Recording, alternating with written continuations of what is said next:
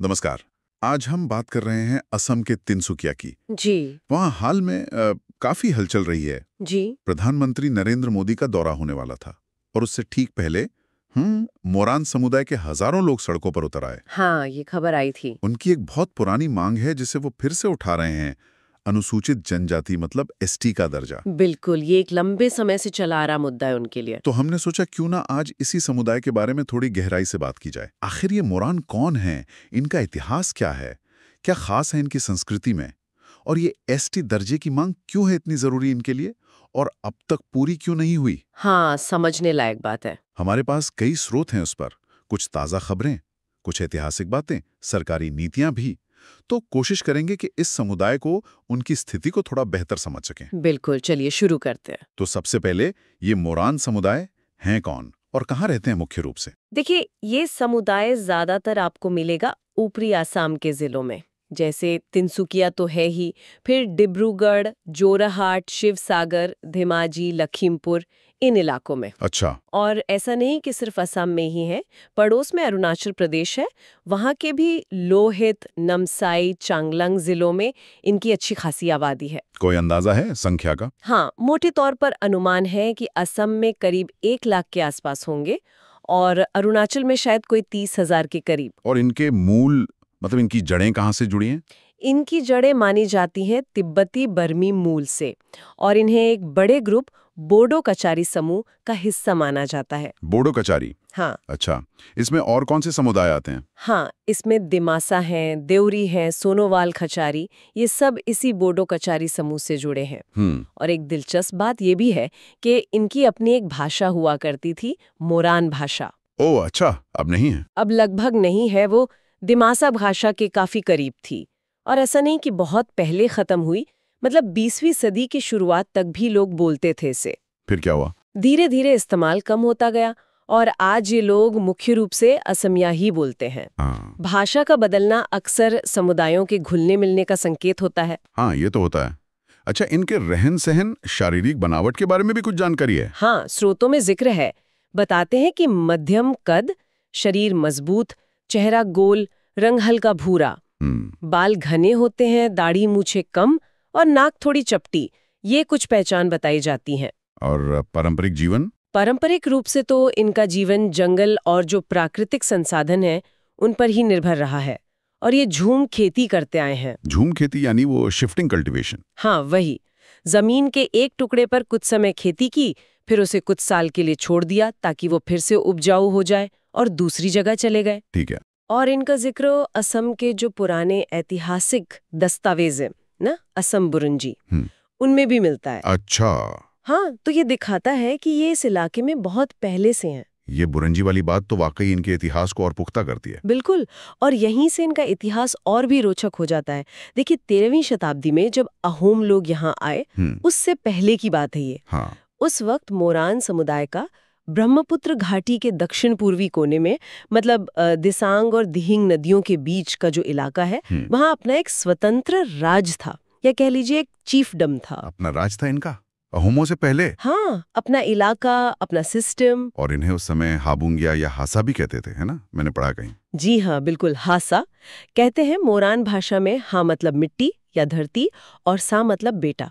तो मिट्टी के बेटे या भूमिपुत्र। हाँ, बिल्कुल, ये नाम ही इनके उस जमीन से गहरे जुड़ाव को दिखाता है। फिर अहोम आए। हाँ, फिर 1228 में चाउलुंग सुक्फा के नेतृत्व में अहोम आए, और उन्होंने तो एक बहुत बड़ा साम्राज्य खड़ा किया जो लगभग 600 साल चला। 600 साल। जी, और सुक्फा को ही अक्सर बृहत्तर असम का निर्माता कहते हैं, क्योंकि उन्होंने ही इस इलाके के अलग-अलग स्थानीय समुदायों, जैसे बोराई ही थे, मोरान थे, इनको साथ जोड़ा, एक राज्य की नींव रखी। हाँ, और मोरान समुदाय का जुड़ना भी वो एक तरह से रणनीतिक था शायद। बिल्कुल।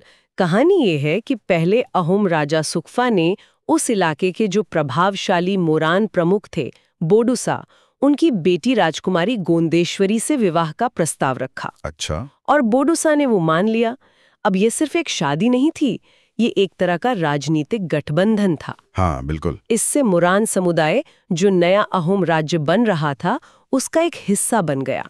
तो मतलब वो एक तरह से अहोम व्यवस्था में शामिल हो गए। हाँ, और इतना ही नहीं, कुछ मोरान वंशों को, जैसे एक जिक्र आता है मोरान पाथर का, उन्हें अहोम समाज के जो ऊंचे तबके थे, कुलीन वर्ग, उसमें भी शामिल किया गया। यानी सिर्फ अधीनता नहीं, एकीकरण भी था। हाँ, एक तरह का एकीकरण था, और ये अहोम साम्राज्य के लिए भी बहुत जरूरी था। खासकर उनकी एक व्यवस्था थी, पाइक प्रणाली। पाइक प्रणाली, ये क्या थी? ये अहोम राज्य की रीढ़ थी, समझिए। अर्थव्यवस्था और सेना दोनों का आधार।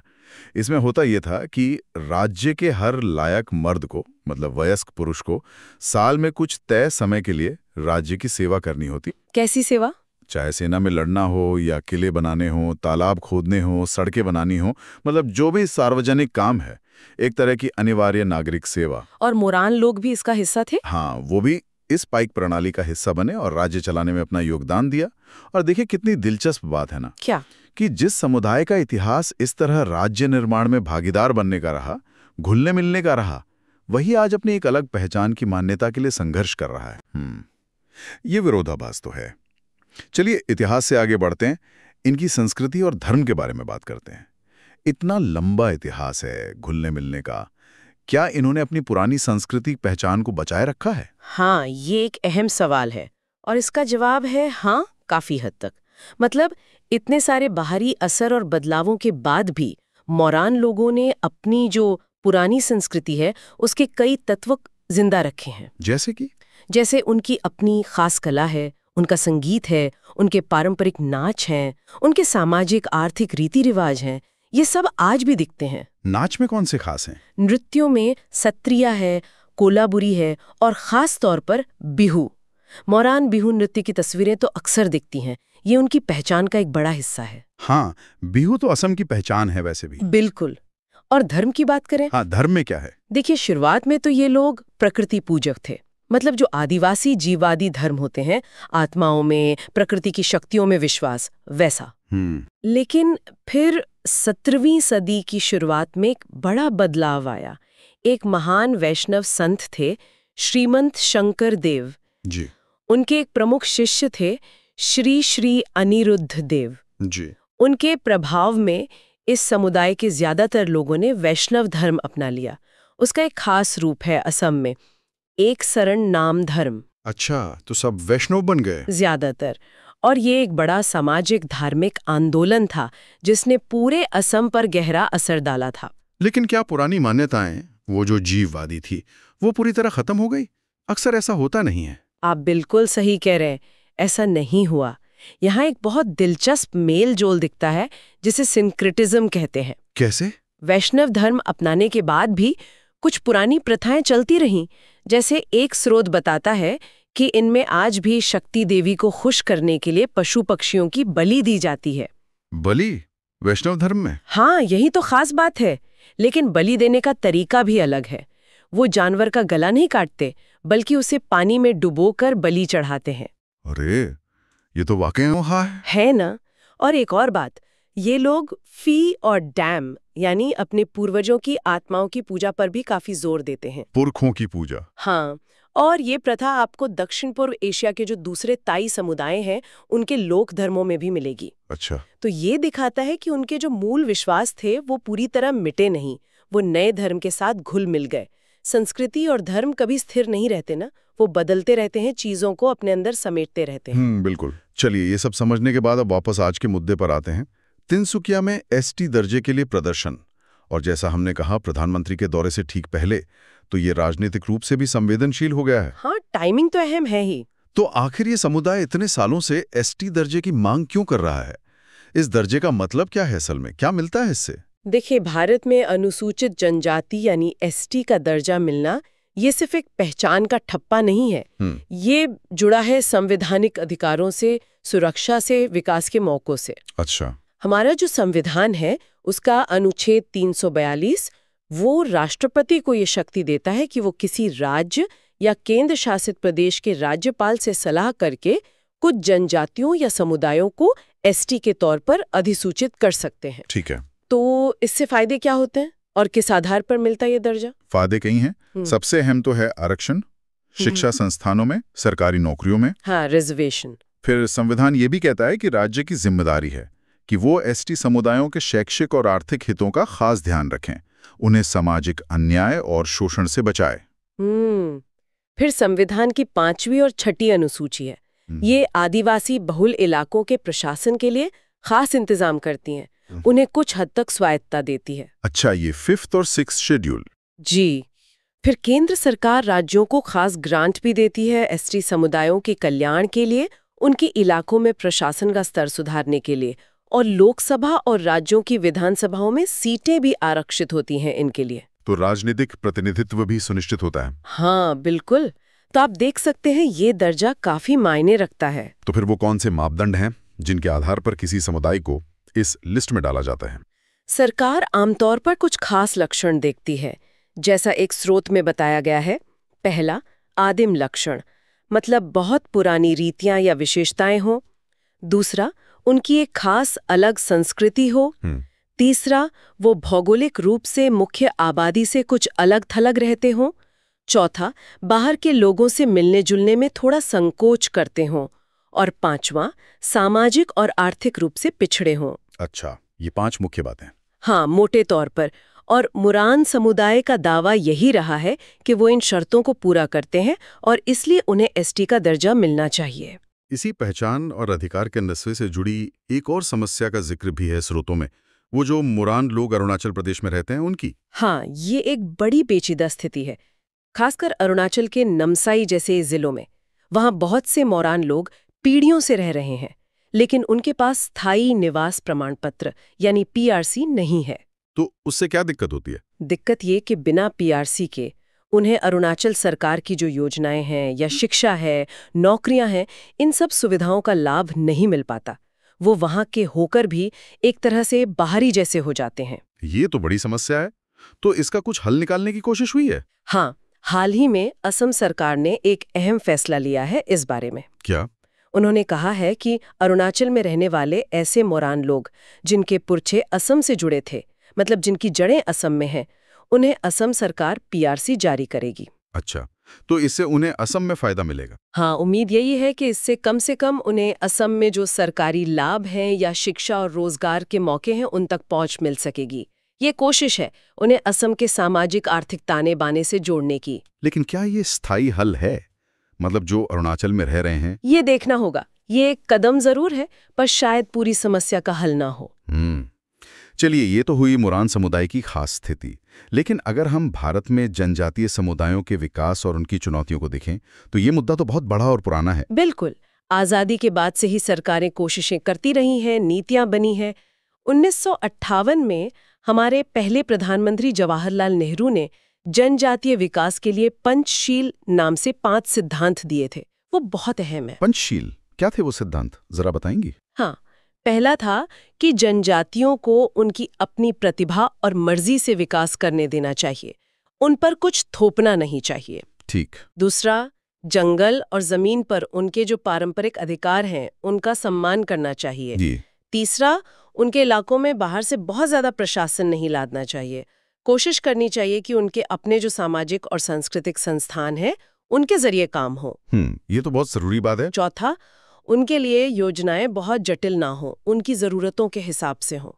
और पांचवा, और ये बहुत महत्वपूर्ण है, कि विकास की कामयाबी को सिर्फ इस बात से न नापा जाए कि कितना पैसा खर्च हुआ या कितनी इमारतें बनी। तो फिर किससे? बल्कि इस बात से कि इंसानी चरित्र का कितना विकास हुआ, मतलब लोगों की जिंदगी में कितना अच्छा बदलाव आया है। वाह, ये 5 सिद्धांत तो आज भी, मतलब इतने साल बाद भी कितने प्रासंगिक लगते हैं। बिल्कुल लगते हैं, खासकर जब हम विकास और पहचान के बीच संतुलन की बात करते हैं। तो क्या इन सिद्धांतों का असर पड़ा नीतियों पे? हाँ, कुछ हद तक जरूर पड़ा। जैसे संविधान की जो 5वीं अनुसूची वाले इलाके हैं, वहाँ जनजातीय सलाहकार परिषदें बनाई गईं ताकि प्रशासन में आदिवासियों की भी बात सुनी जाए। फिर पंचवर्षीय योजनाओं में जनजातीय उपयोजनाएं बनी, उनके लिए बजट बढ़ाया गया। आंकड़े देखें तो पहली योजना में शायद कोई 17 करोड़ थे जनजातीय विकास के लिए, वो 7वीं योजना तक बढ़कर 2000 करोड़ से ज्यादा हो गए थे। काफी बढ़ोतरी हुई। हाँ, और इसका कुछ असर भी दिखा। जैसे साक्षरता दर बढ़ी। 1961 में एसटी समुदायों में सिर्फ 8% के करीब साक्षरता थी। 1981 तक ये 16% से ज्यादा हो गई। सुधार तो हुआ। हाँ, सुधार हुआ, लेकिन चुनौतियां बनी रहीं। अगर हम आज मोरान समुदाय का संघर्ष देख रहे हैं तो मतलब है कि सब कुछ ठीक नहीं हुआ। आप बिल्कुल सही कह रहे हैं। इतनी कोशिशों, इतने बजट के बाद भी चुनौतियां बहुत बड़ी हैं, कई स्तरों पर हैं। जैसे पहली बात तो ये कि आज भी कई जनजातीय इलाके देश के सबसे पिछड़े इलाकों में हैं। दूसरी बड़ी समस्या है विस्थापन की। विस्थापन मतलब विकास के नाम पर जो बड़ी परियोजनाएं बनती हैं, बड़े बड़े बांध, खदानें, फैक्ट्रियां, उनके लिए आदिवासियों को उनकी जमीन से, उनके जंगलों से हटा दिया जाता है। हाँ, ये तो बहुत सुना है। और इससे सिर्फ उनकी रोजी रोटी नहीं छिनती, उनकी पूरी संस्कृति, उनका सामाजिक ताना बाना बिखर जाता है। और एक डर जो शायद हमेशा बना रहता है, अपनी पहचान खोने का डर। बिल्कुल, स्रोतों में भी इसका जिक्र है। अपनी अलग पहचान, अपनी भाषा, अपनी संस्कृति, ये सब धीरे धीरे खत्म न हो जाए, ये चिंता हमेशा रहती है। और एक और दिक्कत है, योजनाएं तो बन जाती हैं, पैसा भी आ जाता है, लेकिन उन्हें जमीन पर सही ढंग से लागू करने के लिए जो लोग चाहिए, संवेदनशील प्रशिक्षित सरकारी कर्मचारी, अक्सर उनकी कमी रहती है। तो मोरान समुदाय का ये जो एसटी दर्जे के लिए लंबा संघर्ष है, उसे हम इन्हीं सब बड़ी चुनौतियों के संदर्भ में देख सकते हैं। हाँ, बिल्कुल, ये उसी व्यापक तस्वीर का एक हिस्सा है। ये संघर्ष है अपनी पहचान को बचाने का, अपने संवैधानिक अधिकार पाने का, और विकास की दौड़ में पीछे न छूट जाने की एक कोशिश का। तो आज की इस पूरी बातचीत में हमने मोरान समुदाय के कई अलग अलग पहलुओं को समझने की कोशिश की। जी, उनकी पहचान, उनकी तिब्बती, बर्मी और बोडो कछारी जड़ें, उनका इतिहास, कैसे उनका अपना राज था, फिर वो कैसे अहोम साम्राज्य से जुड़े। हाँ, और उनकी वो मिलीजुली संस्कृति भी, वैष्णव धर्म अपनाया लेकिन पुरानी प्रथाएं भी साथ चले, उनके नाच, खासकर बिहू। बिल्कुल, और सबसे अहम, उनकी ये जो दशकों पुरानी मांग है अनुसूचित जनजातीय यानी एसटी दर्जे की, उसके पीछे के कारण क्या हैं, संवैधानिक, सामाजिक, आर्थिक। हाँ, और हमने ये भी देखा कि ये सिर्फ एक समुदाय का अपना मसला नहीं है, ये जुड़ा है भारत में जनजातीय अधिकारों के बड़े सवालों से, पहचान की राजनीति से, विकास की नीतियों से, संविधान के प्रावधानों से। और अरुणाचल वाली पीआरसी की समस्या और असम सरकार के हालिया कदम ने इसे और भी ताज़ा मुद्दा बना दिया है। निश्चित रूप से।